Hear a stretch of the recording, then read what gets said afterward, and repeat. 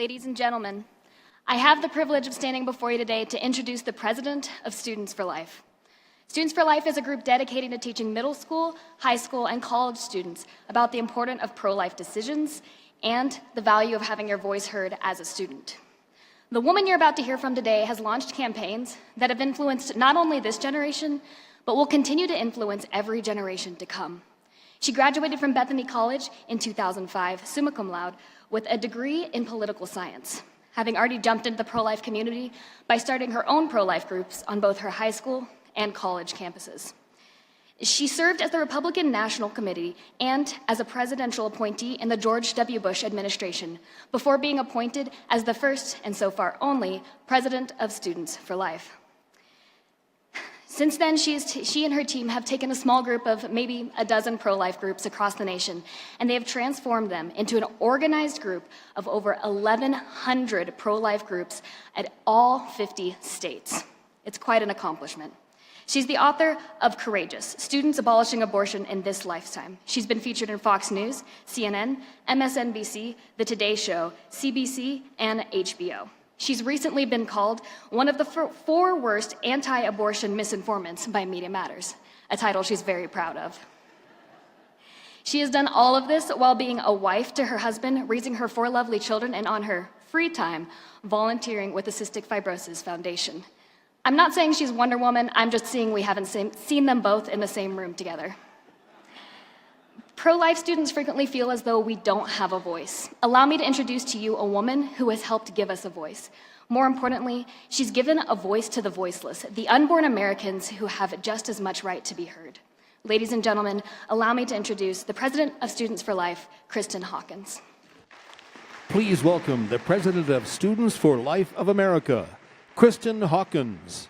I can only imagine when that day comes. Good morning. I'm so honored to be with you all this morning. You know, when I was asked to come today and present, and I heard about today's theme about fashionable, I immediately kind of gave a little pause of like, I'm a mom of 4. I've switched to wearing all black and just giving up. I'm probably like the worst person to talk about fashion. You can ask my staff members anytime. But then I saw what they were doing. And then I understood what that theme today is about. And I can see how in our nation, we would certainly think that goodness has gone out of fashion. It's no longer cool. But this morning, I have some good news for you.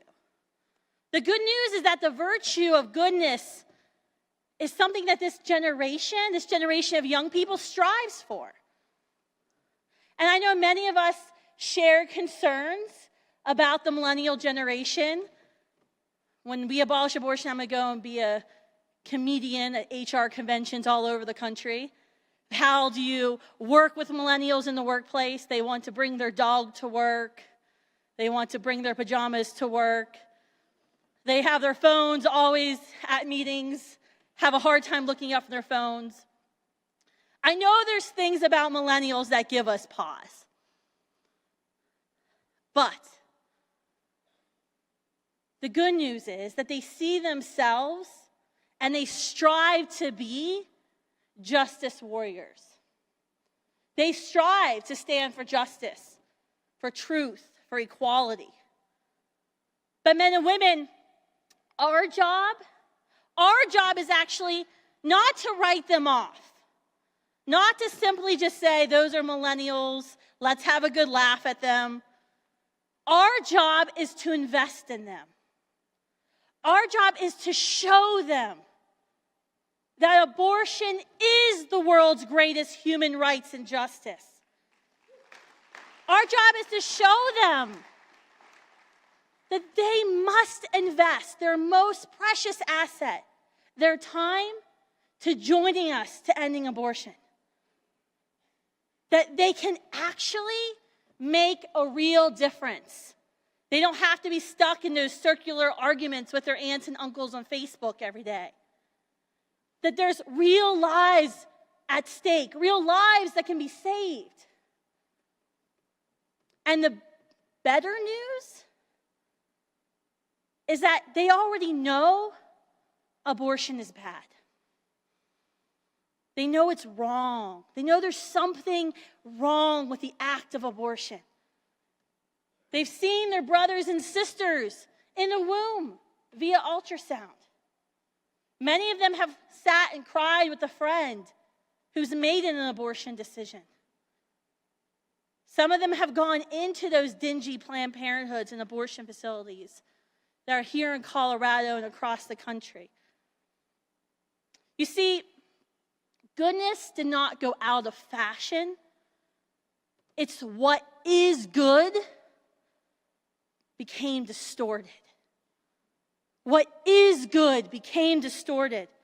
And every single day, the culture of death, every single day, Satan seeks to distort it even more. That's our battle. This is our battle. To define goodness for this generation. To stand up to the culture of death. To be that good that we seek. To show goodness in action. Because when they portray us as just people who are simply anti-badness, and yes, I know I just made up a word. When they portray us as simply anti-badness, we start to lose. We have to show them what we are for, that we are for this goodness. We can turn this generation of justice warriors into abortion abolitionists. 11 years ago, we noticed a problem on college campuses and high school campuses. Young people were polling pro-choice. Planned Parenthood and their allies were running unopposed on college campuses, giving away condoms. The health centers were driving the girls to the abortion clinics. We knew that the label pro-life, the actual label of being pro-life, was even turning away students from joining us. So we did something about it. I was a little skinnier and had a lot less gray hair. And we launched Students for Life. It's the millennials that gave me all the gray hair, I promise. We launched Students for Life. And the mission was very simple. Go to where they're being targeted. Go to the high school and college campuses, right where the abortion industry is targeting your children, your grandchildren. Right where they're hoping they trap them in their predatory business cycle. Go where culture is formed. Educate young people about Planned Parenthood's actual plan for them. Educate them about the violent reality of abortion. Challenge them. Challenge them to stand up and to speak for truth and goodness. Show them that goodness, what goodness really is. It's acting selflessly on behalf of another person who you may never see or you may never meet.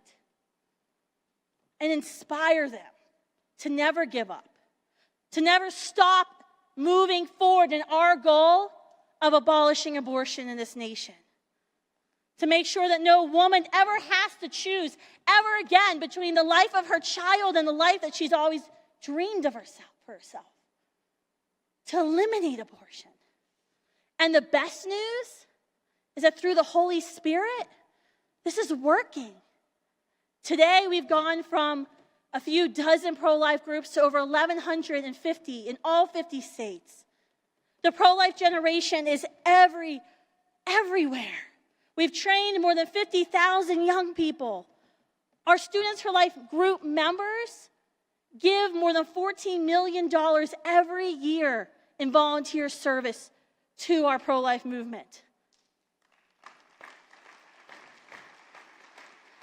And what I love is when I look at those polls, and when I read those polls, the same polls that Planned Parenthood does, and I see that this generation is now pro-life. And when when you read about the pro-life movement, when you read about abortion in the New York Times, the Washington Times, the Washington Post, now what you see are joyful, young, hip kids. Mostly we're freezing our butts off standing in front of the Supreme Court. But that's the picture you see. That's the message you see when you see pro-life.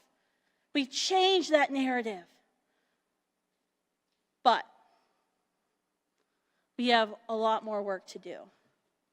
And I'm sorry, and I know it's early on a Sunday morning, but I'm on Central Time, so it's even later in the day, so I can get a little more bossy. We have more work to do. And we have some hard things we have to do as a movement. The first thing is, men and women, we have to transform our church. And I'm not just saying this because it's Sunday morning. We must have a church in America that seeks to actively engage in this spiritual warfare. We have to have courage. Courage to speak out. Courage to speak out against those social leftists in our churches. To say, no, this isn't right. We have to do something. We have to start a pro-life ministry here in our church, because only 6% of churches in our country have a pro-life ministry. How are we going to show goodness if the church isn't doing that? Men and women, we have people every single Sunday who sit in the pews of our churches and are hurting from abortion, who are hurting from an abortion decision, who are contemplating having abortion.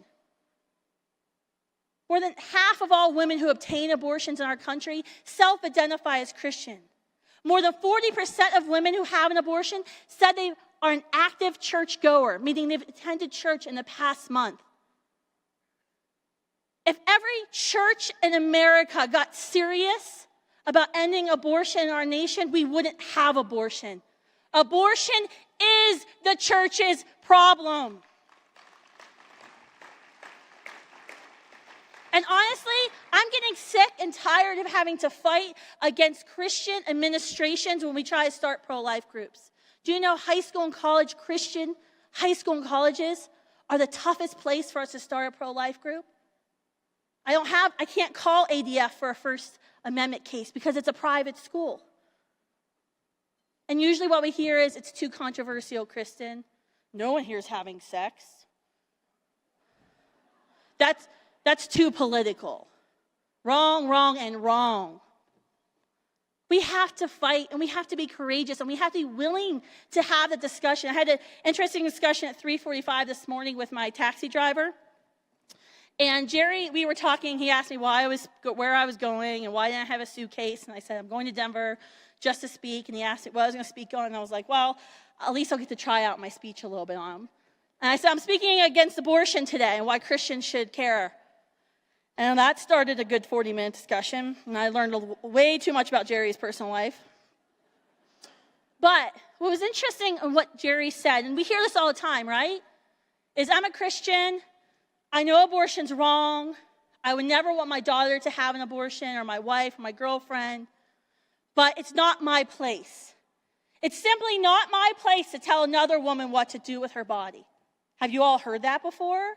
Have you heard it from other Christians? Do you think that is goodness?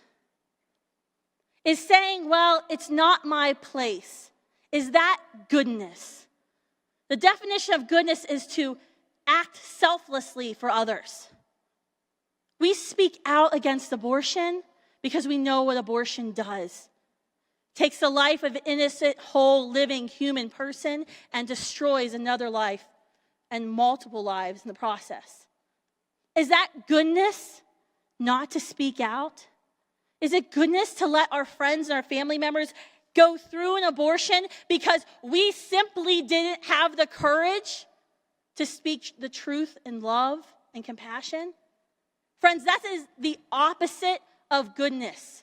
That's being selfish. We must speak out. I told you I was going to be bossy. I'm sorry. The next thing we have to do, we have to hold our political leaders that we elect to account. We send them to Washington, D.C., to vote for goodness and to seek goodness in our nation. We have to get rid of this big tent party idea. If you've seen what's happening in Washington, D.C., we've elected a Congress that's promised to repeal Obamacare. We've elected a Congress that has promised to defund Planned Parenthood, the nation's largest abortion vendor, who, with every single taxpayer dollar they get, their abortion stake goes up. Their contraceptive services, their preventive services go down the more federal money they get. We've elected a Congress to do this, and guess what we heard this week? We don't have the votes. We can't get it done. Men and women, this is a problem. We have to hold leaders who understand that abortion is not a preference claim. It is not a choice between vanilla and chocolate ice cream. I love them both. That is not abortion. Abortion is a moral claim. We can't tolerate people in our party, on our team, who do not agree with that, because this is what happens. This is exactly what's happening in Washington, D.C. Do you think the Democrats would allow this behavior? Do you think Nancy Pelosi would allow it? Nope. 2 years. It's been 2 years since the Center for Medical Progress and my friend David's organization exposed Planned Parenthood selling the baby parts. The parts of babies they bought right down the street here in Colorado. They filmed the baby and they showed David on camera. Oh yeah, here's the heart, here's the liver. How much would that be? Oh yes, we should just do it line item. It's been 2 years and they've yet to be held account. Last week we were told in Washington, well, the will just isn't there. We just don't have the votes. Men and women, that is not goodness. That is not seeking goodness. And finally, what I would ask you today is to begin envisioning a nation without abortion. Too often, those of us who are pro-life, which I hope is every single one of us, say we're against abortion. We go out, we might pray in front of an abortion facility once a year. We give our $200 to the pregnancy center down the street once a year. But that's all we do. When I ask pro-lifers, do you think this will ever come to an end? Do you think it will ever get better? The usual response for older folks is no. And I say, why do you do it? Why do you keep doing this? Well, I'm a Christian. I have to. Men and women, we're like that high school football team. Moments before they run onto the field to play their big match, their coach tells them, great job in practice this week, guys. You gave it your all, but you're going to get your butts kicked. What do you think is going to happen to his football team? They're going to get their butts kicked. It's sports psychology. They don't believe they can win. The all-star running back who's looking for a college scholarship, he's not going to risk injury on the field for a game he thinks he's going to lose. Everyone's going to be depressed. The team's not going to be playing well. That is what we do to ourselves in the pro-life movement. We say we believe in a powerful and almighty God who spoke the world into existence, who spoke the universe into existence, but then we say with the next breath, oh, we'll never end abortion. Men and women, that's wrong. If we're going to achieve goodness in our nation, if we're going to show this generation of young people what goodness truly is, we have to believe that we can actually seek and live out and achieve goodness. I hope this conference this weekend has inspired each and every one of you to go back to your communities, to go back to your churches, to give you that courage to fight and stand for goodness, to stand against that redefinition of goodness. Because that's what the culture of death is doing every single day on college and high school campuses. That's what they're doing every single night on CNN, MSNBC, and sometimes even Fox News. That's what they seek to do. I turned 32 2 months ago. It's been difficult accepting that. I'm like the oldest person on my 40-person staff. I'm the old person on the team.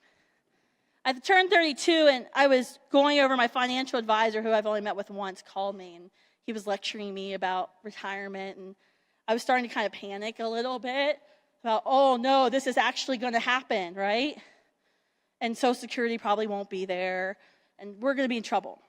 And I know in my head I have to save, and I'm working on it. I'm allocating more money in my budget every month. But I know no matter what I save now, I'm not going to leave a bunch of money. I'm not going to be able to endow scholarships at a university or build a wing of a hospital. But I know what I want my legacy to be. I want my legacy to be my children, my 4 children, and the lives that they lead, the families that they build. And I want my legacy to be the goodness that I had. The sacrifices that I made to make sure people I will never meet, to make sure people I will never know live and lead their lives. That I brought people closer to the Word, to the truth, and to life. That's the legacy that I want to lead. So my question to you today is, will you rise up? Will you rise up? Will you do something? Will you stand for goodness? Will you speak up in your churches and in your workplaces and in your families and, yes, on your social media accounts? Will you stand for goodness? Will you speak truth, hope, and love and compassion? We need you. Our church needs you. Our country needs you. I hope you'll join me. We can abolish abortion. And with this generation showing them what goodness is, we will. Thank you.